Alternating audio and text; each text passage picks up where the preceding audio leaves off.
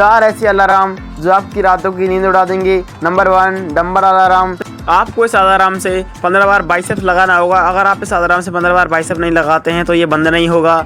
Number 2 snooze alarm. ये ऐसी alarm है अगर बजने की बाद में भी अगर आप नहीं जगते हो तो यह अपने द्वारा सारी पैसे आपके अकाउंट के एक चैरिटी में दान कर देगी और धीरे धीरे सारे पैसे ये एक चैरिटी में दान करती जाएगी।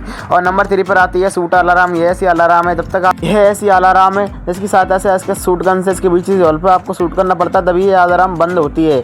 और नंबर 3 पर आती है डिफ्यूज़ बम अलार्म। यह बम की तरह डिफ्यूज़ की जाती है। अगर इसको डिफ्यूज़ इसमें 4 केबल लगी होती है, उनसे अलार्म को डिफ्यूज़ किया जाता है। अगर डिफ्यूज़ नहीं करते हैं तो धमाका हो जाता है।